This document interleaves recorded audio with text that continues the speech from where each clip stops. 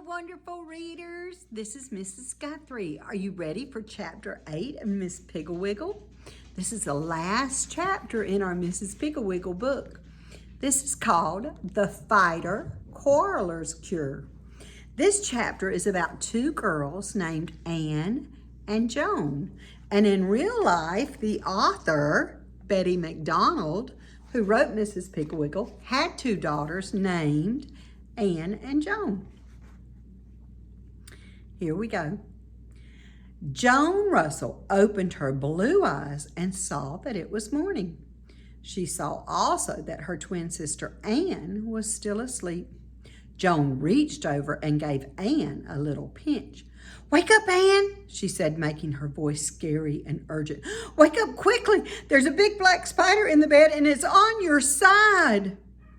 Anne awoke with a squeal, leapt out of bed, stubbed her toe on the box of paint she had left on the floor the night before, banged her funny bone on the door, and went screaming into her mother and father's room. "Mother, Daddy, there's a big black spider in our bed on my side. Mother, Daddy!" Mrs. Russell sighed, sat up, and reached for her robe. She said in a low, calm voice, "Anne, you didn't fall for that old trick again, did you?" Anne grabbed her mother's arm and jumped up and down, squealing, "But Mother, Joan said so. It's a big black spider." Mr. Russell turned over and yawned. He said, Stop jumping and squealing and listen. If there is a big black spider in the bed, and it is highly unlikely, then why is Joan lying there staring at the ceiling and waiting to be bitten and to be spanked?" he added in a loud voice. Anne stopped squealing and listened gravely to her father, and when he finished speaking, she said, "But Joan said there was a spider, Daddy. She said there was." Her daddy said, "Last one dressed gets the littlest melon," and he jumped out of bed and chased Anne out of the room, roaring like a lion. Mr. Russell sang happily in the shower, but Mrs. Russell frowned as she dressed, for from the children's room she could hear, "That's my sock. Give it to me. 'Tis not, 'tis mine. Give it back." "Mother, Anne's slapping me." "That's my petticoat. You're putting on my petticoat. Give it to me." "'Tis not, 'tis mine." "That's mine. No, that's mine. 'Tis not, 'tis too." Slap, bang, crash, running steps. "Mother!" Mrs. Russell said to herself, quarreling. From the minute they get up until they go to bed at night, I do not believe that I can stand another day of it. She ran downstairs and began jamming the oranges into the squeezer. Mr. Russell came whistling in to breakfast. He said mildly, "Oh, scrambled eggs again? I was hoping for sausage and buckwheat pancakes." Mrs. Russell said, "We had sausages and buckwheat pancakes yesterday morning." Mr. Russell said, "What about brook trout? Bill Smith has them nearly every morning." Mrs. Russell said crossly, "Perhaps that is why he looks like a trout and his wife looks like a great big halibut." Mr. Russell peered over the top of his morning paper. He said, "You know, sweetheart, I think that the children's fighting and quarreling is making you irritable." Mrs. Russell said, "I think it is too. In fact, it is driving me crazy. Just listen to them." From the upper hall, they could hear, "It's my turn to go down first, Joan." "'Tis not. It's my turn." "You were first yesterday. You know you were. But last night you traded your first turn for my pink crayon." "I did not. You did too. Cheater, double cheater." In came the twins. Joan looked at her melon and then at Anne's. She said, "Anne's melon is the biggest. She always gets the biggest and the most of everything." Anne said, "You had the biggest yesterday. You're just a pig. You always want the most." Their daddy said, As a matter of fact, ladies, I have the biggest melon because I was the first one dressed. Now hush! He glared at them. The twins sat meekly down to their breakfast. They had taken but 2 bites, however, when Anne poked Joan and hissed, "I've got the most cereal, ha ha ha." Joan hissed back, "Yes, but I have 3 pieces of bacon and you have only 2. Anne looked, and sure enough, Joan did have 3 pieces. She grabbed one, but Joan snatched her wrist, and in the ensuing scuffle, they managed to tip over Anne's milk and spill it all over the front of their nice blue pleated skirts. Their daddy spanked them. Their mother sponged them off, and they left for school, red-eyed and miserable, but still quarreling. As they rounded the corner, their mother could hear, "That big tablet is mine, 'tis not, 'tis too."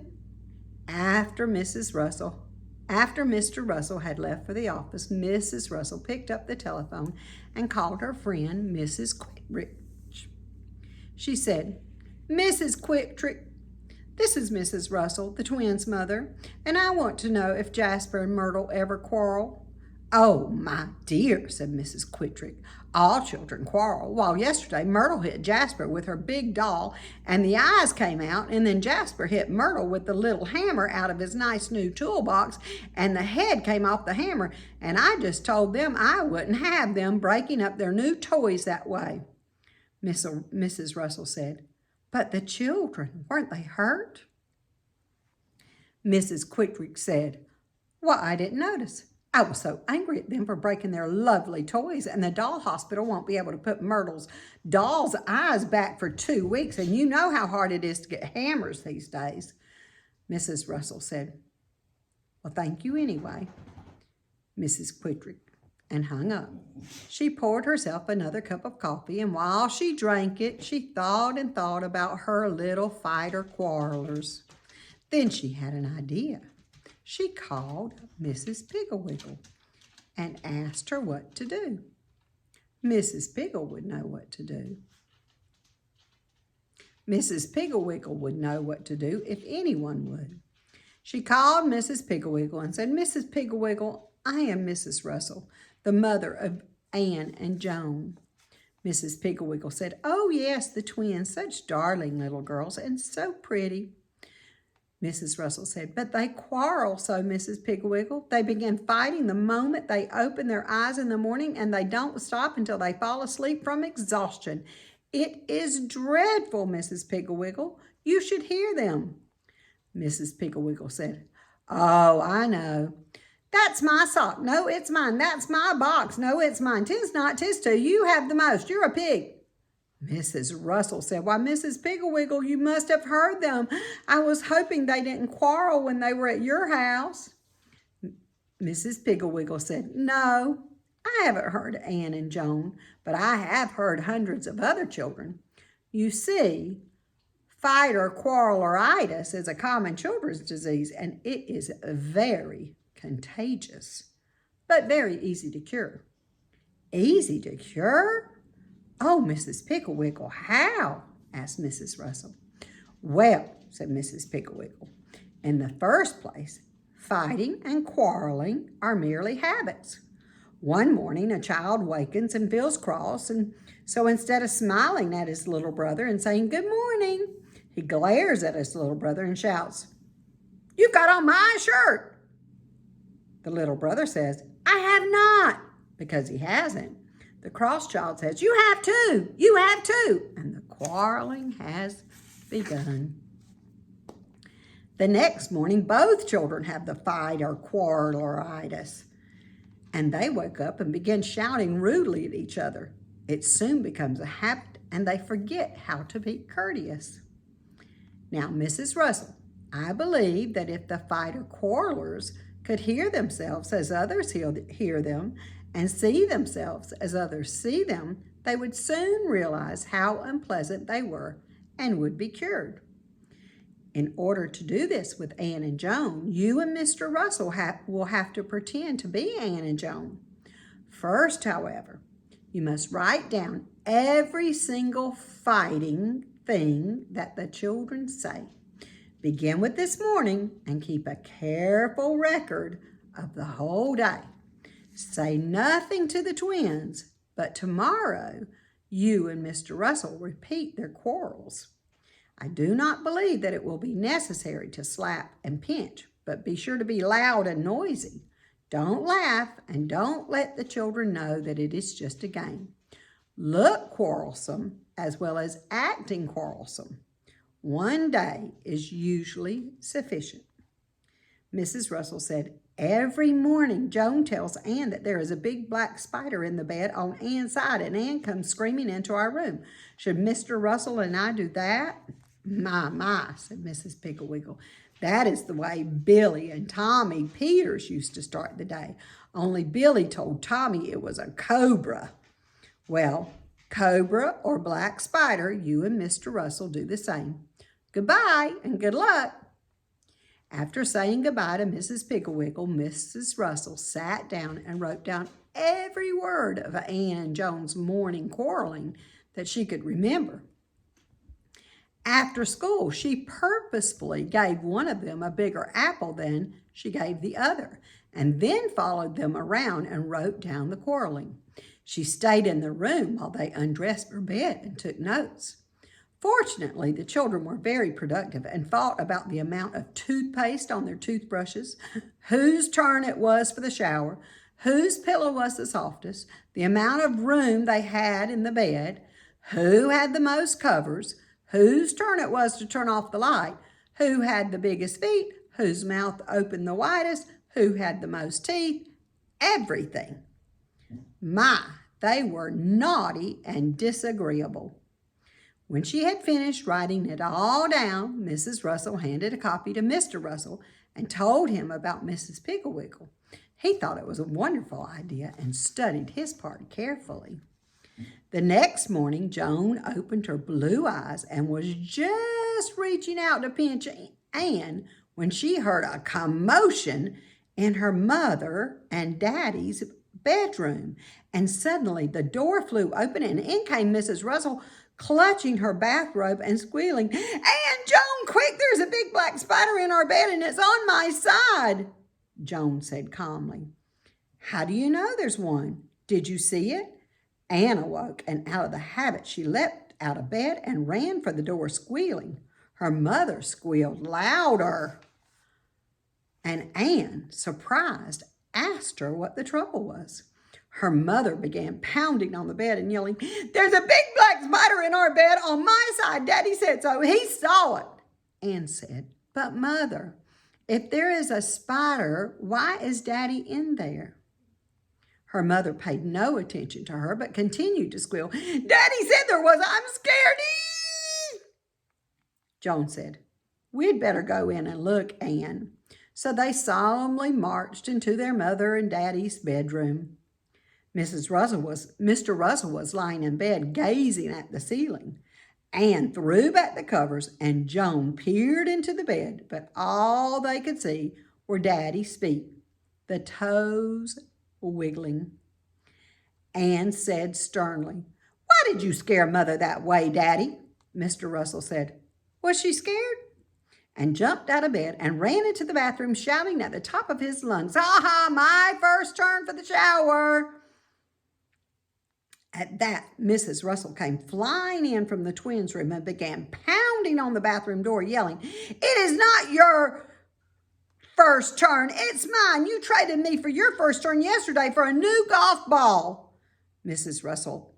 Russell laughed rudely and called out, too bad for you, I've got the door locked.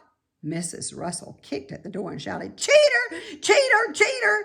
Anne and Joan looked at each other. Their eyes were round with amazement. Anne whispered, let's get dressed. And Joan said, yes, let's hurry. And they tiptoed out of the room, closing the door carefully behind them. Let me show you this picture. The girls are looking at their parents. While they dressed, they could hear their mother and father quarreling. When Mr. Russell came out of the shower, Mrs. Russell said, "You used my towel, that's my towel." Mr. Russell said, "'Tis not, it's mine." Mrs. Russell said, "'Tis not, it's mine." Mr. Russell said, "That's my shirt. You've got on my new t-shirt." Mrs. Russell said, "Well, you wore my new golf sweater." Mr. Russell said, "Take off my new shirt." Mrs. Russell began to bawl. She sobbed, "You wore my golf sweater and you promised me that I could wear this shirt. You're a pig." Mr. Russell said, "All right, baby, wear the old shirt." At breakfast, Mr. Russell took a little ruler out of his pocket and measured the grapefruit, and then he took the biggest. Mother snatched it away from him and spilled coffee on the new t-shirt. Mother served the scrambled eggs and gave herself a large heaping plate and Daddy a small serving. Daddy looked at both plates and said, "Pig!" "Speaking of pig," said Mrs. Russell, "it's my turn for the car." "'Tis not," said Mr. Russell. "It's my turn. You had the car last week." Mrs. Russell said, "I only drove up to the drugstore and back last week, and you went clear out to the golf club." Mr. Russell said it in a very disagreeable way. "It makes no difference to me how far you drove. You have had your turn, madam." Mrs. Russell began to bawl. "I think you're mean," she wailed. "Isn't it my turn, girls?" She turned to the twins. The girls looked at their mother, but they didn't answer. Instead, they asked to be excused, put on their coats, and hurried off to school.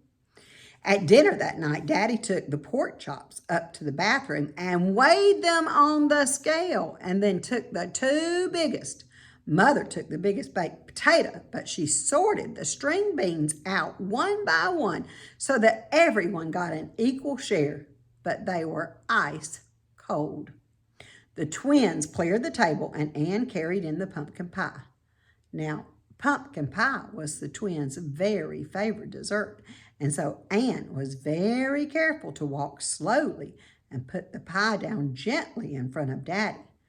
But it was wasted effort, for Mother reached over and grabbed the pie, saying, "I'll serve that." "Oh, no, you won't," said Daddy, jerking the pie back. "Will too," said Mother, reaching for the pie, but Daddy jerked it off the table and held it over his head. Mother grabbed his wrist, and the pie went splat all over the rug. The twins began to cry. They said, "Mommy, Daddy, please stop quarreling. We just can't stand it anymore. It's dreadful." Mother said, "Why, we thought you enjoyed fighting."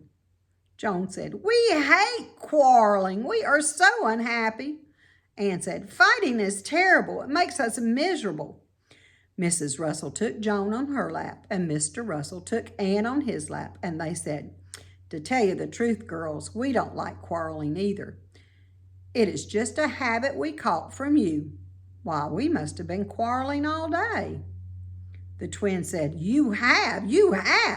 Daddy said, "I'll tell you what we'll do. We'll all join hands and solemnly pledge that there shall be no more quarreling in this house. Then we'll all walk up to Finley's drugstore and seal the pledge with ice cream. Does everyone agree?"